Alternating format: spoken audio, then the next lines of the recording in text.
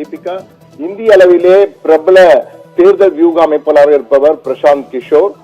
இவர் விஜயுடன் தொடர்ந்து செயல்பட்டு வந்தார். கடந்த 2 ஆண்டுகளாக அவருடன் பல்வேறு ஆலோசனை வழங்கி விஜயுடைய பொதுக்குழு கூட்டத்திற்கு வந்திருந்தார்.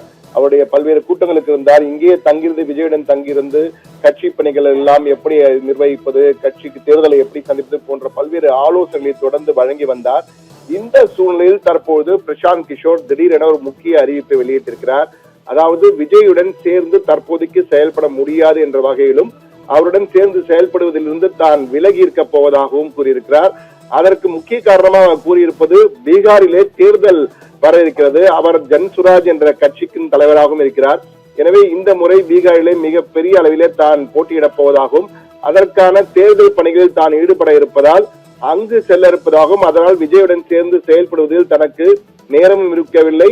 எனவே தற்போதைக்கு என்னுடைய சேவையும் அங்கு தேவையில்லை என்ற வகையில் அவர் பேட்டி அளித்திருக்கிறார். எனவே பிரசாந்த் கிஷோர் விலகுவது என்பது மிக முக்கியமாக பார்க்கப்படுகின்றால் விஜயின் அண்மை கால நகர்வுகளுக்கு பிரசாந்த் கிஷோரின் ஆலோசனையும் முன்னெடுப்பும் மிக முக்கியமானதாக பார்க்கப்பட்டது. இந்த சூழ்நிலையில் ஏற்கனவே விஜயுடன் ஆதவ் அர்ஜுனா இருக்கிறார். அவர் கட்சியின் நிர்வாகியாகவும் இருக்கிறார். அது மட்டும் இல்லாமல் வாய்ஸ் ஆஃப் காமன்ஸ் என்ற வகையில ஒரு தேர்தல் வியூக அமைப்பையும் நடத்தி வருகிறார். அதே போல ஜான் ஆரோக்கியசாமி அண்மையில் இணைந்தவர், அவரும் ஒரு தேர்தல் வியூக அமைப்பாளர்.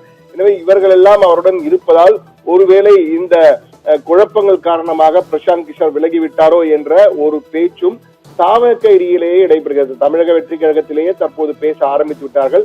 பிரசாந்த் கிஷோர் ராசியானவர் என்றும் அதனால்தான் அவர் தற்போது என்றால் முதலில் அவர் அதிமுகவுடன் போவதற்கு வாய்ப்பு இருந்தது. எடப்பாடி பழனிசாமியும் அவருடன் பேசிக் கொண்டிருந்தார். விஜயா, எடப்பாடியா, அதிமுகவா, தாவகவா என்ற நிலையில் இருக்கும்போது அவர் விஜயுடன் சேர்ந்து செயல்பட போவதாக அறிவித்து விஜயின் கூட்டங்களிலும் பங்கேற்றார். அந்த காட்சிகளை தான் தற்போது நாம் பார்க்கிறோம்.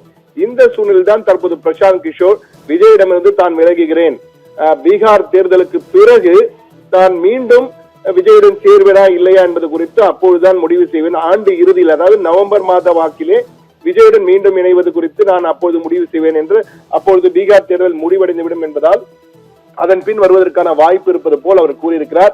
எது எப்படி இருப்பினும் திடீரென அவர் விலகி இருப்பது என்பது மிக முக்கியமாக பார்க்கப்படுகிறது. தேர்தல் வியூக அமைப்பதிலே கை தேர்ந்தவர் பிரசாந்த் கிஷோர் என்று பலரும் பாராட்டியிருக்கிறார். பல தேர்தலில் வெற்றியும் பெற்றிருக்கிறார். சில தேர்தலில் தோல்வி அடைந்தாலும் பல தேர்தல்களில் வியூக அமைப்பாளர் செயல்பட்டு பலர் முதல்வராவதற்கும் பிரதமர் பாஜக கட்சி கூட செயல்பட்டிருக்கிறார், சில முறையில் பணியாற்றிருக்கிறார் என்பதும் குறிப்பிடத்தக்கது.